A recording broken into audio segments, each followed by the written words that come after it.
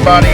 Welcome to Campus Comics Cast, coming to you from Carbondale, Illinois, with special guests from the Campus Comics crew.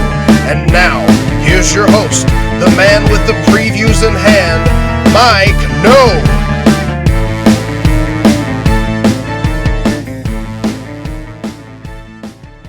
Hello and welcome to an extra special episode of Campus Comics Cast, one where we don't go through the previews and we just talk about some other stuff we want to talk about that is that we think you might find interesting. Hopefully we're not wrong. But we're coming to you again from inside Campus Comics on Main Street in Carbondale, Illinois. And joining me for this episode are also Scott Reed and Dan Brown.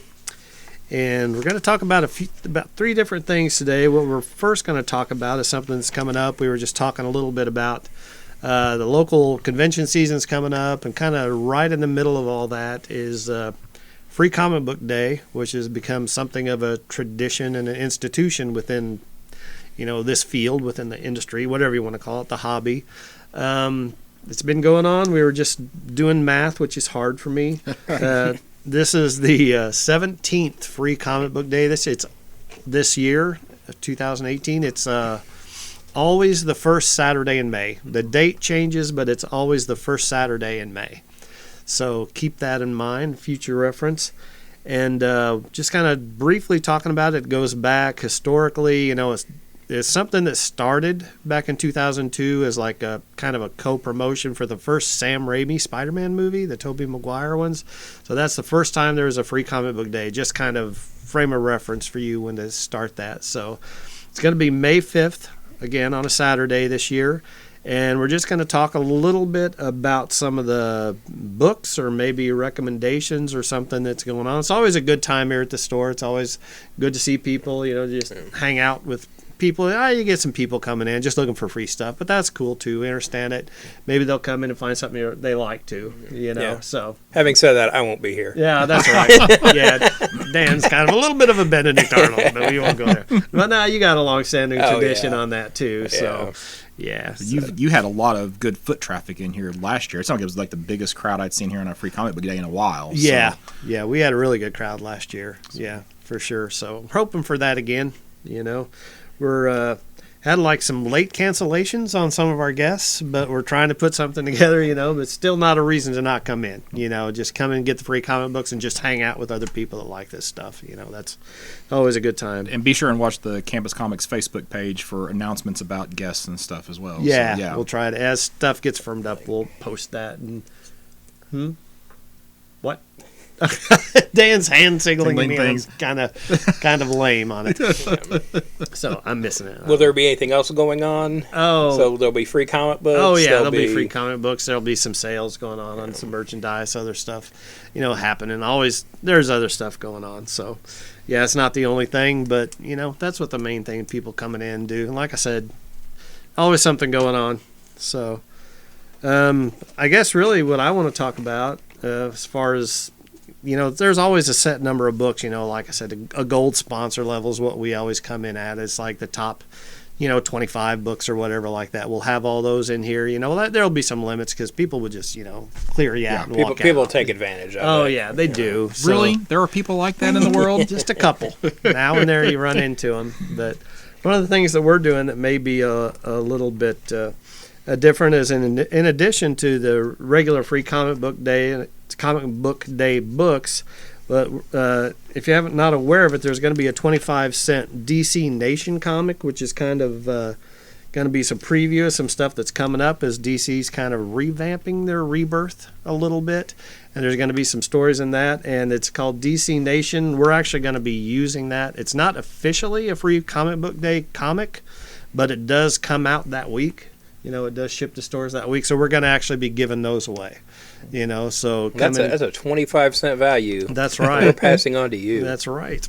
It is. Instead of costing you a quarter, you can just keep that in your pocket.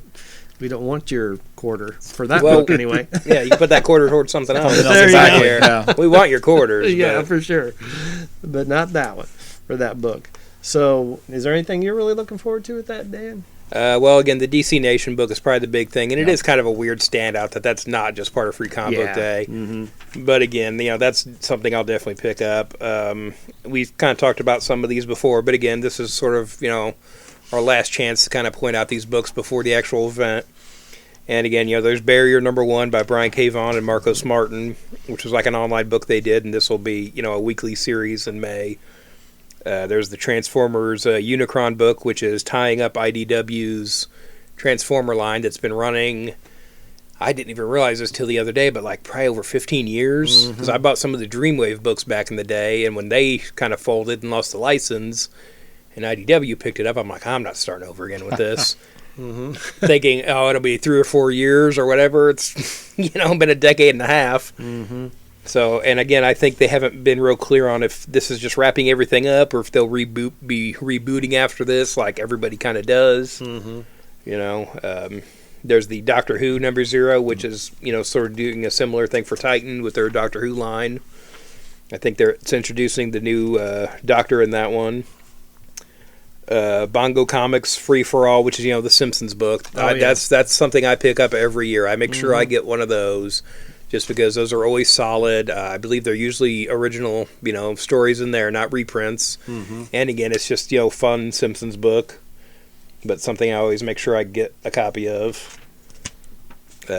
New England Comics is doing a Tick book, and it says right there on the cover, New Stories. So that's another, smaller press book that this isn't a reprint.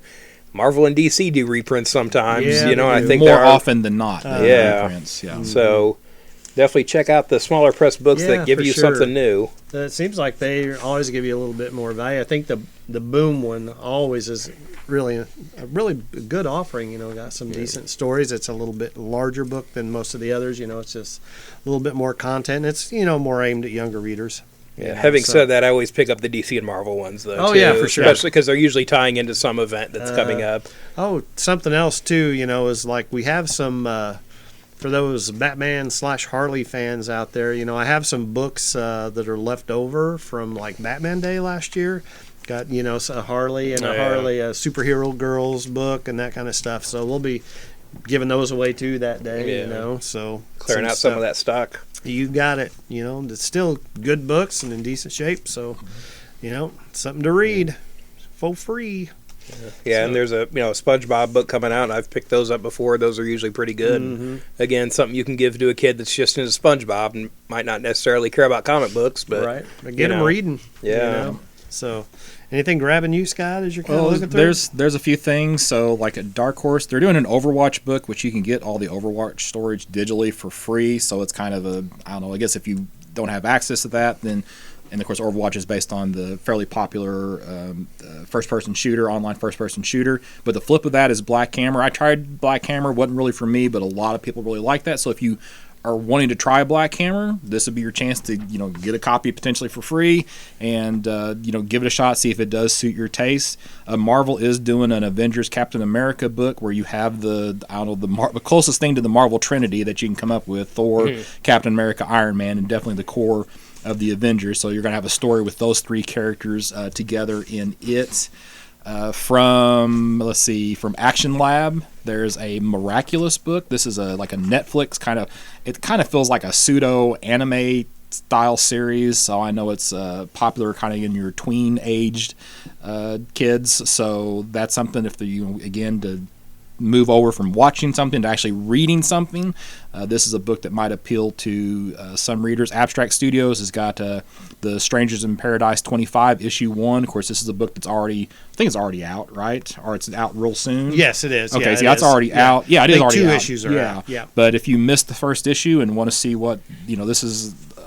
25 years that this title was originally released, so they're revisiting those characters. Something to look at there, and get a chance to read it for free. Tokyo Pop has for Nightmare Before Christmas fans. You got Zero's Journey Chapter 0, so this will be like a prelude to I think a series that's coming out from them. I think we talked about that last month on the previews. It's crazy to me how popular Nightmare Before Christmas stays. I You know, know, yeah. I mean, Like, it's a always perennial new thing. merchandise. always stuff coming Always. out for that. Something a book that I kind of find interesting most of the time, and there's always one of these on Free Comic Book Days, is the Defend Comics. So you have the Comic Book Legal Defense Fund. They release a book that kind of highlights some of the big issues with that have occurred for comics as far as censorship. You may or may not agree with everything that they want to defend inside of the Comic Book Legal Defense Fund, but it's kind of interesting some of the battles that comic books still have to fight. And there's also something free here from Comic Shop News, but I think you get those. I do get those periodically. Yeah. But this one looks like it's got a Fred Hembeck cover, which is kind of humorous to it. So, but they just kind of have stories or about what's going on. So, and that's always available here at Campus Comic to pick up one of those. And I don't think you charge for those. No, we don't. Yeah, so No, that's just Comic Shop a little News, freebie yeah. thing that you can get in addition to the free books on Free Comic Book. Yeah, just something to read, see what's happening or has happened, depending on when you pick them up late or not. But so that's just a few things. Like I said, keep the eye, like Scott mentioned, keep your eye on the Facebook page, and as things come up, we make, plans or kind of shift around and readjust our plans. We'll keep you posted on what's going to be happening there. Hopefully, I know, depending on some stuff he's got going in his personal life, hopefully store, favorite and great friend Matt Miller, hopefully be in here. And if he is, he'll be doing some free sketches. Again, this is tentative because he's been going, had some mobility issues, as he's had some surgery on his foot and stuff like that. So we're hoping to get more details out to you. And sorry, it's kind of late coming, but again, kind of out of our control. But we'll get it out there. Regardless, it's going to be a great time. Yeah, it's going to be have a good time. So. Yeah, just real quick, too, we're dogging some of these publishers for doing reprints, but typically when they do a reprint, they're kind of putting their best foot forward with some of those entries. Yeah. And they're still worth picking up and reading, especially if you haven't read them before. Yeah, I mean, it's going to be making it a lot available to people that wouldn't have had it, gotten it before. Or maybe you just didn't catch it the first time around. Or Right. you're scared to spend $3 on something Well, that sure. you don't know if you're going to like. Yeah, So that's true. Strangers in Paradise is not for everybody. Uh-huh. I don't think I don't personally care for it, but I know a lot of people like it. So I would definitely try the first issue for free or 25 cents versus dropping $2.99, $3.99, $4.99 for an independent book that I don't really know anything about going in. That's a good point. All right, so is there anything else? And again, that's May 5th this year on a Saturday. It would tie into the release of a Marvel movie, but Like it has for years.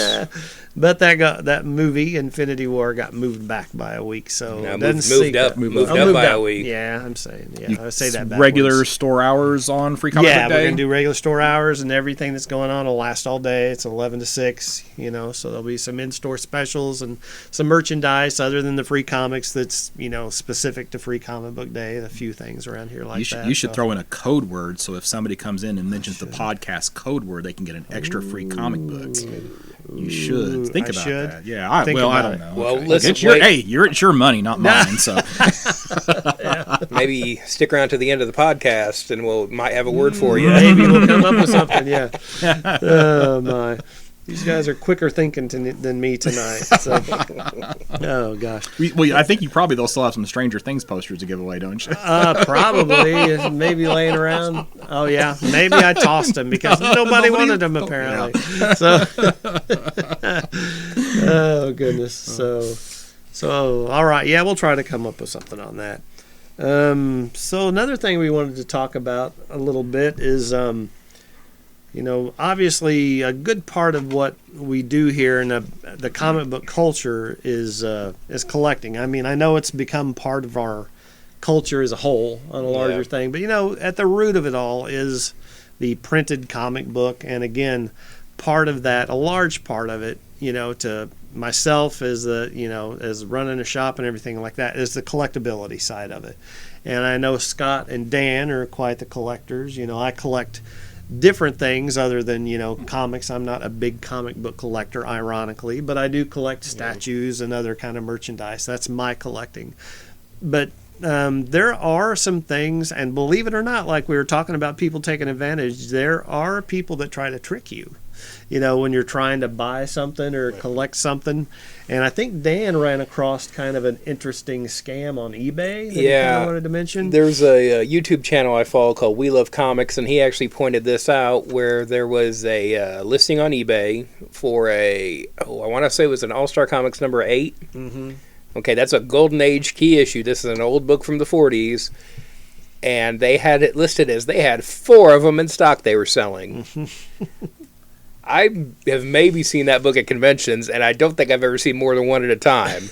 Right. So, and they had a buy it now on it, and it was pretty cheap for that book, because this is a thousands and thousands of dollars issue. Because what we're talking about, that's first appearance of Wonder Woman, Yeah. right? Yeah, is what we're talking about. So. And it's like, you're not getting that book cheap. And it's also the issue of, there was just a very successful Wonder Woman movie. People are, probably more aware of that issue now, and they're kind of, keeping an eye out for it. But it was, as he detailed in the video, it was so shady looking.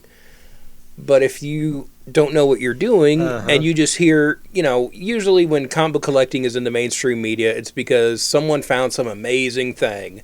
And so it leads to this misperception that these things happen all the time, because that's the only time uninformed people hear about them, is when they find an Action Comics number 1 in a wall of a house they bought. And they're fun, cool stories, but those are not typical, unfortunately. So if you see something that's too good to be true, it probably is. Likely and is. Specifically on this auction, they had listed they didn't have a picture, and it said, "Email me when you pay." Oh, wow. And there was We Love Comics did an update to that video where they said they had contacted eBay and it had been taken down. I was talking to a coworker about this the next day at work, and I got to thinking, hey, I wonder if that's back up. It was, and now he was wanting you to pay with Bitcoin. Oh, wow. There was some shady payment first time around too. Neither one of these were PayPal or any other reputable you can get your money back service. Right. So a lot of times, if you pay with Bitcoin, you're done. You've lost it. So, you're not getting it back. No, because there's no refund policy, and in fact, eBay actually states that any cryptocurrency as a form of payment is not allowed on their listings. Because I actually, on some of my listings, had considered accepting Bitcoin as payment if somebody didn't want to use PayPal or which is the preferred form of payment on eBay at the current time, which that's getting ready to go away here in the next couple of years. But I thought, well, I'll give people an option to accept Bitcoin, but unfortunately, it's against eBay's terms of service that you can actually even accept Bitcoin. So no cryptocurrency is supposed to be allowed for payment on eBay. So. Yeah, and like I said, collecting is a big part of comics, and I don't want to encourage that. But the other thing, it seems like a misconception among non-collectors or maybe collectors of the past, especially collectors like from the 90s and things like that, is that comic books are valuable. Most comic books are not valuable. You know what I mean? And again, it's perceived value because comic books at their root, Silver Age books are a lot of money, but it's a rarity thing. Inherent value is it's ink on cheap paper. But it's about the appearance of a character and all these things. So anybody that bought, Spawn #1 and think they're going to bring it in and sell and send their kids to college, that's not the case. That was this that all imploded in the 90s on the speculation of it, So really, the reason to get into comics, collecting is fine, but get into it because you love them. Exactly. You get into it because you like them. You like the characters. You want to collect those things, but there's better investments. You know what I mean? If you're looking at investing and providing something for your family, I would not recommend comic books. There's no harm in collecting. It's a wonderful thing, but do it because you enjoy it and you like it. Last year at the Superman celebration, and at Superman, anything with Superman on the cover just sells like crazy. So, well, I shouldn't say like crazy, but so there were 3 vendors at least in this one small room, and all of us had sealed Death of Superman 75, and we've all got the prices jacked up just a little bit because some people that's the thing they want to buy, they want to get that copy of that book, and I think I was selling them for like $15. Another guy was selling copies for $20. A guy between us was selling copies of that book for $50, and he sold a copy at $50 on Saturday. The same guy comes back in on Sunday, wants to get rid of it, and I show him, well, I'm selling it for 15, and he says, I paid 50 for this yesterday, and then he sold it back to me for $5. Oh, so one He had day he a lost $45 loss inside of a single day. And just because, and I always tell this, especially to young kids at comic book conventions, you have to walk the floor once before you spend a single dollar, because, and especially for younger kids, but even adults sometimes, they see something, and unless you know what you're looking at is a good deal, then walk the floor once and before you spend any money on something like that. But yeah. Yeah, especially when you're excited about something you find, something you've been looking for. You know, something to keep in mind with conventions with that is if it's something, like if there's a guest at the show and it's a book they did, everybody's going to have that. Walk the floor, look and see who else has this book, who's got a better price on it, who's got a better, version of it, nicer, grade. Definitely, yeah, that's something I learned early on, when I was younger, started going to conventions and like just sort of smaller local shows. You always got to take a lap before you spend, any money. I have got burned on that before too, where I go back around and it's gone. Oh yeah, that's the other side. But I will take that over getting burned. Well, if you've researched in advance and you know it's a reasonable deal or a good price, then jump on it. Right? But if you're not for sure, then take your time on it. Since we were talking about eBay, so obviously something that you have to be careful of if you're actually buying any books off of eBay is be sure you read the descriptions. And especially on comic books, if the word fair is mentioned anywhere in the listing, don't buy that book. Right. Because, fair in a comic book listing, while that could be somebody who doesn't understand grading, trying to describe the book, I think it's in fair condition, but fair is actually a 1.0 grade. Yeah, and you can have a book that has, doesn't have a cover, can have pages ripped out, and it still would qualify in the, and I got pseudo burned on this one time myself. I bought a copy of Green Lantern 76, which is a nice Neil Adams cover. The cover looked nice. The comic book presented well.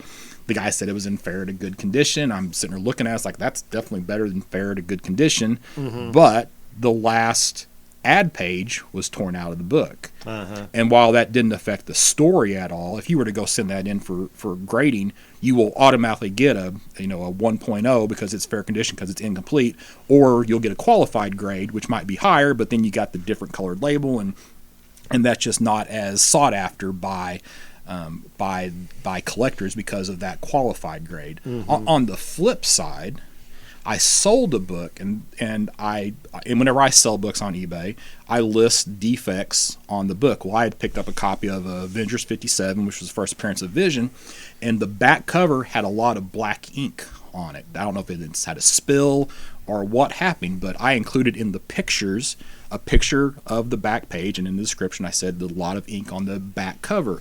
Well, somebody else bought that book and didn't look at all the pictures, didn't fully read the description, and missed that. And I was fortunate because the guy realized it was his mistake, and he gave me positive feedback, but in his feedback he kind of said, I really wish I would have looked at all the pictures and not bought this on my phone, because so you have to be very, very careful about, again, that word fair, and be sure you review all those pictures to help you avoid making those types of mistakes. Now, a couple other things, and moving forward with comic books, and this is going to be more on the Marvel side than it is on the DC side.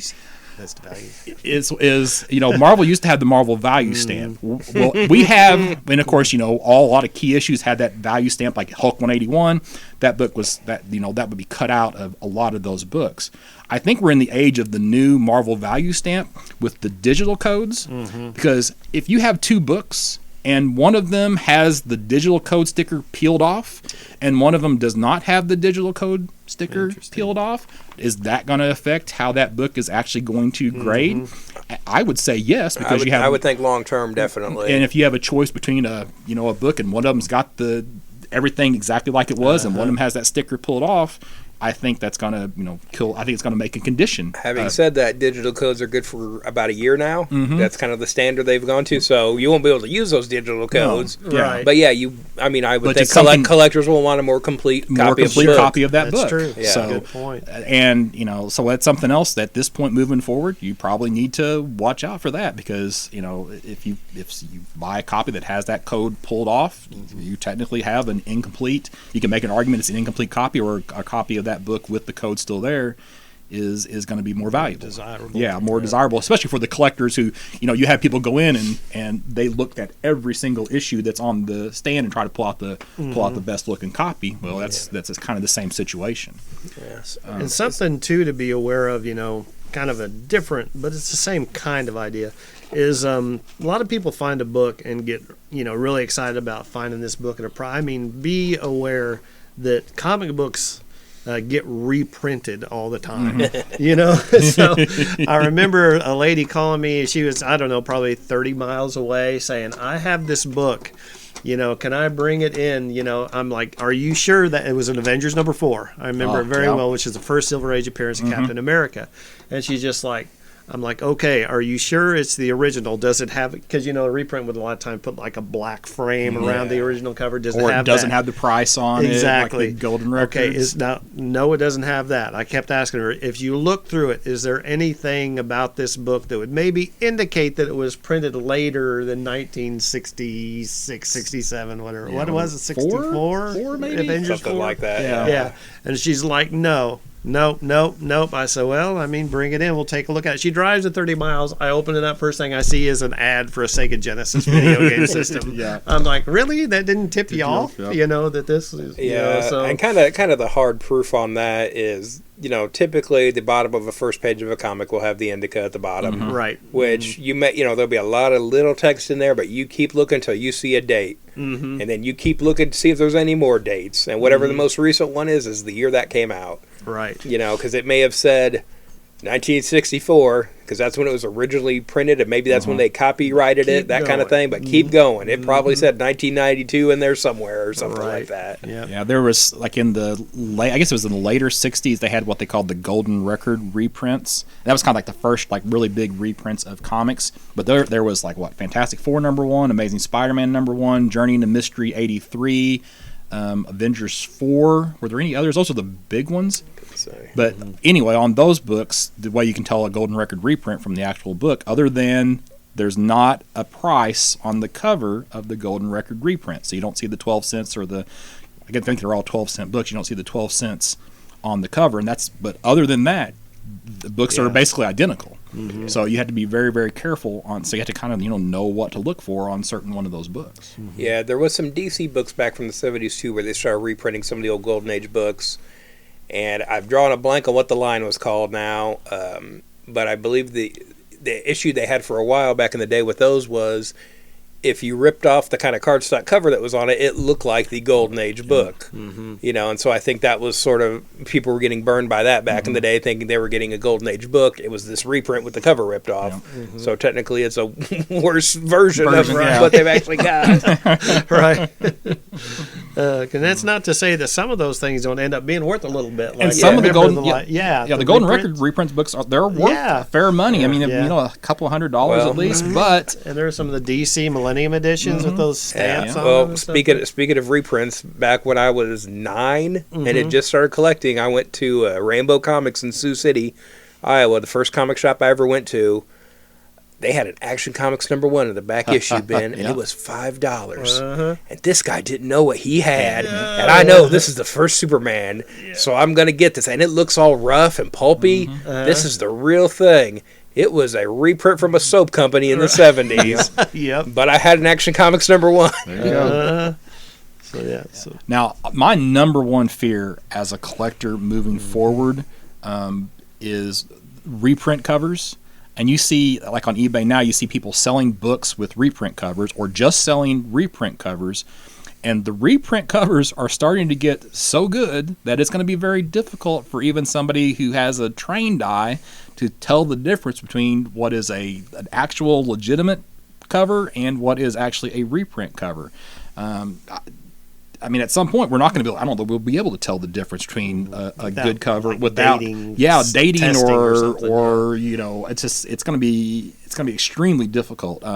Some of the better reprint cover people are putting something on their reprint cover so it's clear that it's a reprint cover, but not all of them are doing that. Some of them are finding a really, really nice original and doing the scans and reselling those, and then those end up on, you know, attached to other books, and then those books change hands once or twice, and now nobody knows that it's a reprint cover, and they think they've got a, you know, perfect, you know. Now, are these being attached to books that don't have a cover? Is that what that they is? are? Or? There's a combination of some places are just selling the cover so that you can pair them with your coverless copy. Okay. And then, you know, there are people who do restoration that will take original staples and they'll put staples through covers and reattach them to books.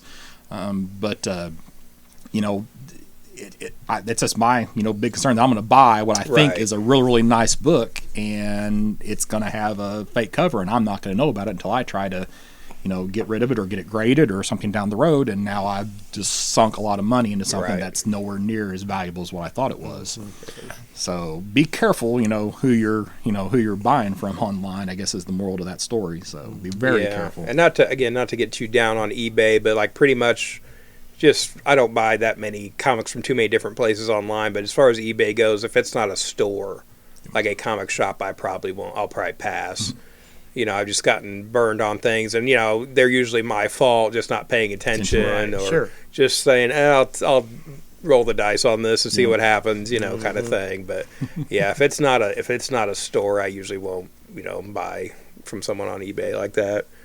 You know, as far as comic books go, just because, you know, they are so fragile, you know, and flimsy and that kind of thing. And again, you can always ask someone for pictures. You know, if I'm spending real money on a comic book online, I'm like, I want front cover, back cover, inside front cover, inside back cover. I want random pages throughout, and I want the centerfold. You know, and if you're dealing with a reputable seller, they'll, you know, usually accommodate you with that. You get 12 pictures on eBay, so like my standard picture set for like a single issue, a higher dollar issue.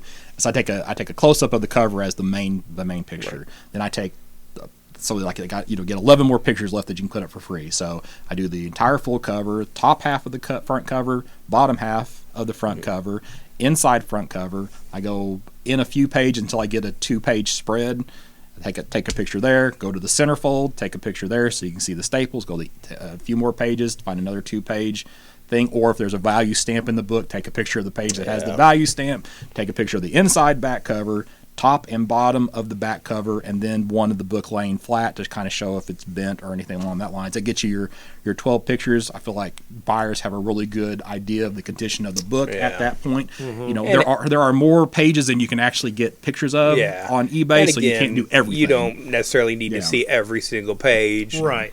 But, you know, I think that shows transparency on the seller's part. That you're willing to share information, and if they're not willing to share information and everything, wanting you to spend your money, that's a red flag right there. For sure. And again, you know, you would assume that any major defects will be shown, you know, with that kind of thing, or be listed. Right. Or if you can't expect the book to be consistent with what you see out of the cover, then highlight that, you know, in the photo. So again, it's just like, it's a great hobby, and, you know, obviously we all enjoy it, you know, but it's just like, we just want to, for people that out there that maybe haven't been into it as long, or just let you know, there are some people out there, again, trying to take advantage of you, and maybe just really do your homework, you know, and enjoy it and buy for all the right reasons. You know? And we've been collecting for years, and you know, it still happens. Oh yeah, you know. Absolutely. Yeah, I mean, I don't like necessarily buy stuff to collect for myself, but I do buy collections, you know, to resell. I've overpaid for stuff, you know, based on I've missed something the first time you're going through. You know, it's going to happen. You know, it's part of the learning curve, you know, about the whole thing. So, you know, don't get discouraged, and don't let it take you away from the hobby. But again, that's the part about doing it because you love it, not because, you know what I mean, and you want to learn and everything. And that's one of the big advantages of buying books at a local comic shop, where you can actually put your hands on the book prior to dishing out the money, so you can get a much better representation about what you think you're actually getting, as opposed to buying off of eBay or you know, some other site where you're relying on a handful of pictures. So yeah, and like, this wasn't here, but years ago at the comic shop I, you know, went to when I grew up, I had bought a book. It was something I'd been looking for. It wasn't terribly overpriced, but it was worth more than cover at that point. I got home. I was so excited I got it. There was a hole in the back cover. Mm-hmm. Now, this was the comic shop I went to for years. I knew the owner very well. Mm-hmm. I took it back to him like, hey, this is the only time I ever returned anything there. And he was like, I totally missed that. He apologized. He made it right. You know what I mean? That's what a reputable seller will do. Mm-hmm. And it's just like, I knew he wasn't trying to cheat me. I knew him well enough to know that wasn't the case. Mm-hmm. He refunded my money, and, he graded the book. He was, it was something people were looking for at the time. He was probably just trying to hurry up and get it out there on the shelf. Yeah. And that is a factor too. But again, I'm going to miss stuff, as a dealer and everything else like that. But again, if you're dealing in that kind of books, like with a guy like Scott, who, does several shows here locally and has pretty nice wall books and everything, they're not going to try to hide anything from you. And a lot of times it's like any other business relationship or anything like that. It is a relationship more than, deal with people you trust, and then you'll develop those relationships. And, there's all the time I'm looking, hey, I know this guy's looking for this book, I'll buy this just because I know a customer of mine is looking for it, so, just look for that kind of person to deal with too, where you can with a local shop, always fun. Anything else on this topic, guys? I think we probably went longer on that than what we planned to talk about. Just be safe out there. Oh, yeah, be safe out there. Let's be careful out there. Okay. Yeah, the thing, there's just so many things to look for in a comic book, too. So many things can happen, smudges, mold, smoke. Smoke. That's the killer. Smell a book. I know it sounds weird. Yeah, let them think you're a freak. Just smell it. But you can smell the smoke. You can smell like the acid if the paper's starting to eat away. You can smell if it's starting to mildew. Or the staples rusty. It just goes on. Okay, here's my question for you guys. I'm gonna see what you guys do. When you are, this isn't really related to scams or anything like that. So, all right, so when you're bagging and boarding your books, the board, glossy side to the book or other side, the not glossy side to the book? I do glossy side. Okay, me too. I was just wondering if it's kind of weird that there's two different textures on those boards. I always thought that was kind of strange. I just feel like it's a cost-cutting measure on their part. Probably. So I was just curious to make sure that's what everybody else was doing or not. Yeah, so. no, that's what I do. Okay, all right. Yeah. So either we're all wrong or we're all right. Yeah, well, okay. I think you end up with a better presentation when you're looking at the book. So I think it's probably the right move. Yeah. No one's looking at the back of the book. The board. That's true. So that's true. All right, so the last thing we want to talk about on this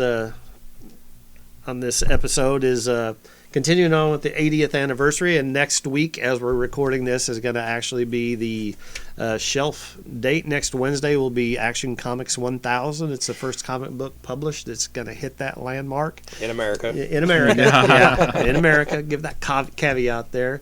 But, okay, so that's coming out next week. Several variants. We're going to have them all here. So come in and check them out. There's some really nice art on some of these. Yeah. And but we're going to each of us make another Superman reading recommendation. So, again, in honor of the Action Comics 1000 and the 80th anniversary hardcover shipped this week, and it is the 80th anniversary for the character Superman. So, Scott, you want to give your recommendation? Sure. So I always struggle with Superman stories just because it's funny to say this in light of the fact that we're about ready to get our 1000th issue of Action Comics, but I think that there are only so many good Superman stories out there. Just because when you have a character that is so all-powerful, it's difficult to write a story that, you're challenging that character. So, like, a lot of times you have stories that are just, new origins or something along that lines. So, like, my pick this time is an Elseworlds new origin, which is Red Sun, where you have Superman, instead of landing in the United States, he ends up in communist Russia. So he's raised as a Russian citizen instead of an American citizen.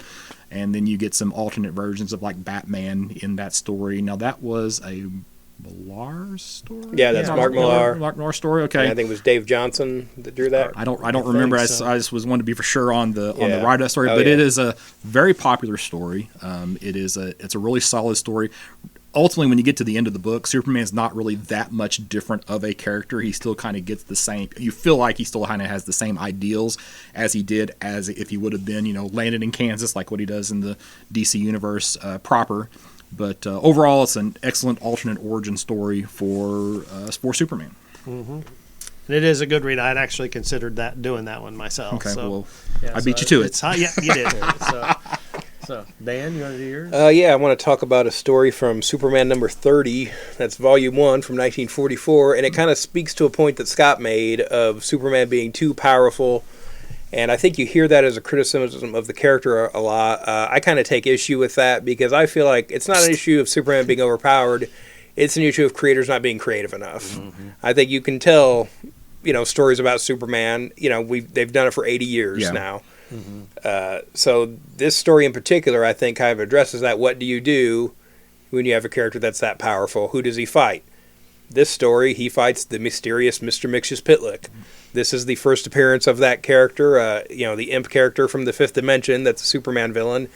And this is, it was written by Jerry Siegel, and it's just a fun, really cartoony kind of story.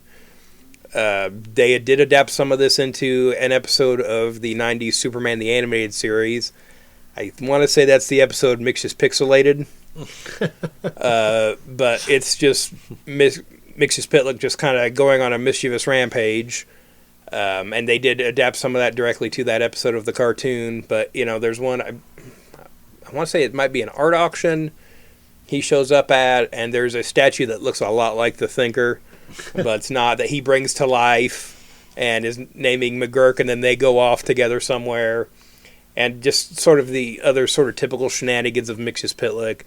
And it's just a fun story, and it establishes right in there the Superman has to trick him into saying his name backwards to return to the Fifth Dimension. Mm-hmm. Spoilers for a story from 1944. Yeah. He accomplishes this just when Mxyzptlk is explaining the rules to him and does it on his own. Superman is really passive in this story.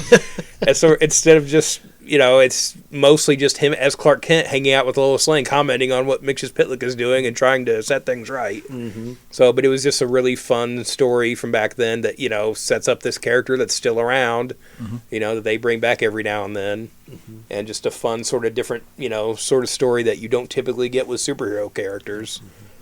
I think that points out to one of the things is that Superman often becomes a bystander in his own book because of the fact that he is so powerful. They're constantly introducing characters that are strong enough to go toe-to-toe with Superman. Characters like Doomsday, for example. There's no other character in the DC universe that can stand up to that. So if that character shows up in any other book, there's no real story there because it's just there's nobody else can take on that character except for Superman. Right. So I think sometimes Superman is better served in a kind of like a universe where he's the sole hero sometimes, because then you can have those more bigger battles. It's the power level like on the DC side typically of your main characters is much higher than the power level conversely like in the Marvel universe where you don't have until you get garbage characters like Sentry and stuff like that you don't that you don't have those characters of that same level. Yeah, so, like Hercules and Ares. Yeah, so but they're not at the Superman level. I mean, they don't have they don't have the full power set that Superman has. Right. Even as quote unquote gods, they're not at the power level of Superman. The Incredible Hulk, he has one thing, he has super strength. I mean, he doesn't have X-ray vision and super speed and that all the things that Superman has as being, he has basically a full power set. So ultimately you get, stories about Lois Lane, chasing after Clark Kent and entire titles on that. And it just makes it a little bit more difficult, I think, to tell a really good story. Yeah, to make it interesting. So and that reflects back on what Dan's saying. Exactly, like a creative writer can tell a good Superman story. Because then you have writers like, and often that's why sometimes I feel like writers don't stay very long on Superman because they only have so many Superman stories that they can tell, and then they're done. Kind of pull. Yeah, tap exactly. Out. You have writers like Grant Morrison had a short run on Superman. Alan Moore had a short run on Superman. Yeah. It'd be interesting to see how long Brian Michael Bendis stays on Superman now that he's going forward. So. Sorry if you're hearing music. We're right next door to Mike's Music next door, and they seem to be having a late night jam session over here. So if you hear anything weird, that's not us. Okay.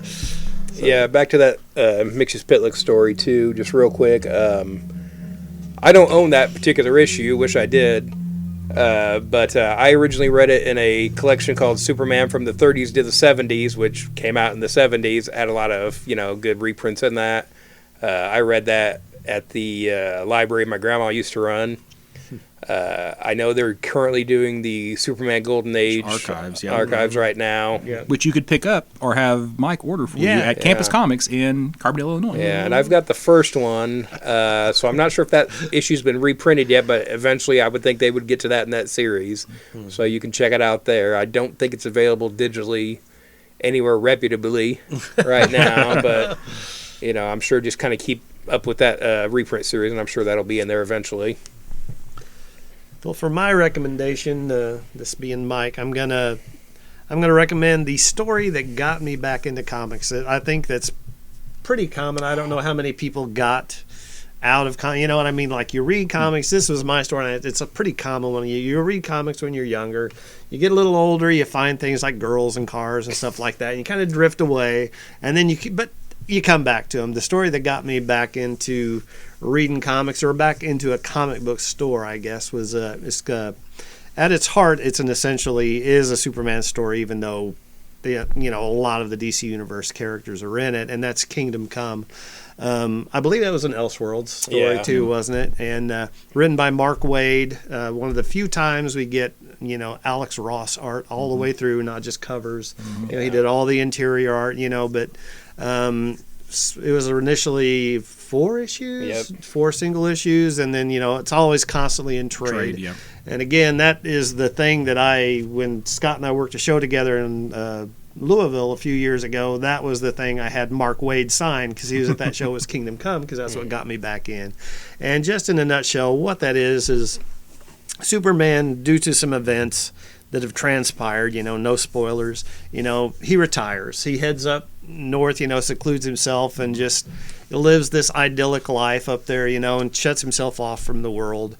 And then basically this next generation of heroes, which are the offspring of the heroes we know, they totally have no regard for human life or collateral damage or anything like that. So, the world's kind of going to heck in a handbasket, as they say, and so people, Diana, I think it's Wonder Woman, comes back and says, Clark, you've got to come back. You can't believe the mess the world's in.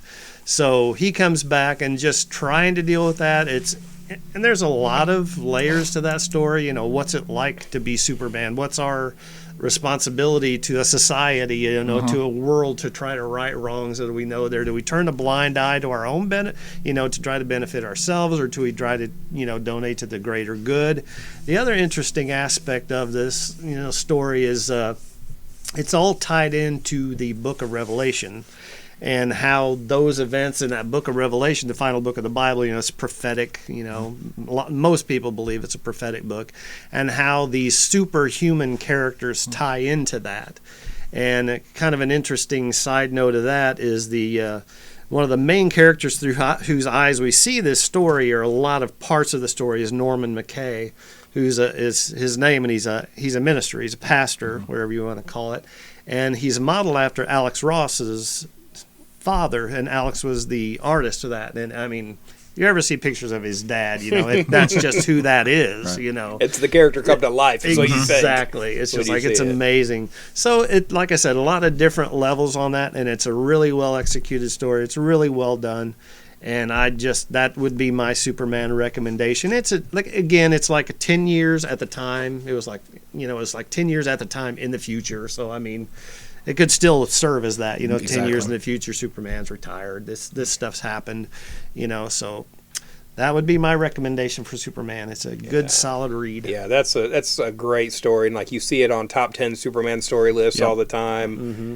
It's a book. There's just so much detail in the art of that book. Like, we could do a whole podcast series on this book. Mm-hmm. There's so much going on there, and like, original thing of Easter eggs, you look for Easter eggs in movies. That book is just filled with them. Speaking of, I want to say it was Tomorrow's did a special called Comicology Kingdom Come Companion, And this was a book. There were some legal issues once it was released, but this is a companion piece to the Kingdom Come series. Not published by DC was the issue, but it has a lot of sketches. They go through basically every page of that book. There's points out so many Easter eggs and other things going on in this book. This special is kind of hard to find now. If you find it anywhere for a reasonable price, snatch it up. Just grab it. Because someone else will probably buy it off you if you don't want it. Bring it in here. But it's a really nice thing, and I was able to find a copy years ago. But yeah, there's just Kingdom Come is just, it will always be a good book. You can go back and reread it, find something new. I've got the original issues when they came out. I got a hardcover trade of it. I ended up getting the Absolute edition. And I mean, the Absolutes are a pretty penny, for some of those. But that's one that's totally worth it to see the art at the original size. You want to see the detail. You want to see the hidden characters and the references and things. And one of the cool things about it is like the covers of those original issues are like Norman Rockwell style. Things where the characters are just and there's no perspective because everybody in the back row is just as big as the person in the front row. So it's interesting. But every one of those characters, you would think they're random, but he actually has a backstory for those characters. This is like daughter of Starfire and Dick Grayson. I mean, that's who these characters. There was a novelization of this written by Elliot S. Maggin that came out too back in the day, and they go into some more of the detail of some of those characters. Who's who and everything. And that Elliot S. exclamation point Maggin. Yes, exclamation point Maggin. One more thing. So we've made 6 Superman book recommendations so far. 3 of the 6 are basically Elseworlds stories. And I think a lot of that to do with because of the difficulty, especially trying to maybe writing for a character in an existing continuity. When you get the freedom to take that character and really play with it a little bit more, you oftentimes get a much better story. I'm not trying to say that there aren't good Superman stories in continuity. But when you get these stories that you don't have to follow that continuity, to buy the then a lot of times you get a really, really great story. DC's really fallen into a lot of that, especially like since Dan DiDio took over. There's so many really good alternate versions of these characters. I think that's why we're getting the Black Label from DC coming up. It looks like that'll be kind of their thing. There was sort of a structure to Elseworlds, which Kingdom Come didn't follow that closely, but nobody was complaining because it was an amazing book. It's probably, it's easily the best-selling Elseworlds book ever. It's still in print. But, there was usually a structure of, a couple spots removed from regular continuity. But yeah, I think, and again, you can bring that up as a larger criticism of DC in general of like, why are the alternate versions so much more compelling than the regular, so. Well, when you have 80 years of history for a character, you can't. How much is continuity? How much is baggage? Yeah. Right. With that. Yeah, very true. Yeah, and I'm sure there'll be more Elseworlds we talk about, on here. Cause there's a couple I thought of while we were just sitting here. We need to talk about that sometime. All right, well, that do it for you guys? Yeah, I guess before we get serenaded out of here. I know, right? We need to wrap it up in case it keep getting louder over here, I guess. But again, thanks for listening. And let us know if you did. Did anybody come up or have a code word or anything? I just said Flash. How about Kingdom Come? If somebody comes in and mentions Kingdom Come. So say you heard Kingdom Come on the podcast and you get an extra free comic book day book. There you go. Something like that. Who knows we'll get something. How about if you come in and say Kingdom Come, I'll give you a copy of the Kingdom Come trade paperback. Oh, wow. So limit, you better limit that. Oh, limit to one person, So, the first person to do that, we'll say that, okay? So if you've listened all the way through it, it's a little payoff there. There you go. So, well, I tell you what, we're not sure about yours. About where yours would be in print anywhere. But I would do a Red Sun too. If you say Kingdom Come, I'll give you, the first guy I'll get the Kingdom Come, second one I'll get the Red Sun. Or first person guy. Yeah. We're not going to select. Individual. First person. Yeah, there you go. So we'll do that. And we'll look into the other two, see if it's out there somewhere. So, all right. Well, I guess that'll wrap it up for this extra episode of the Campus Comics Cast. Again, I hope you enjoyed it. Hope to see you on Free Comic Book Day. Hope you find something you enjoy, and come see us at the store at 816 East Main Street, Suite B, right here on Main Street again in Carbondale. Phone number 618-457-6011. Give us a like on Facebook, follow us, and more details about Free Comic Book Day will be coming soon. And Scott? Scott Reed. You can find me at birdcomics.com, BURG comics.com. You can also find me on Facebook. Just search for Bird Comics. The website will also have links to things like the Instagram feed, etc., my eBay store. So if you can't find it here at Campus Comics, then feel free to shoot me an email, and if I have it, I'll try to make it available to you. This is Dan Brown. You can find me online at Detective651 on Twitter, WordPress, and DeviantArt. All right. Well, thanks again for listening, everybody, and we'll talk to you next time.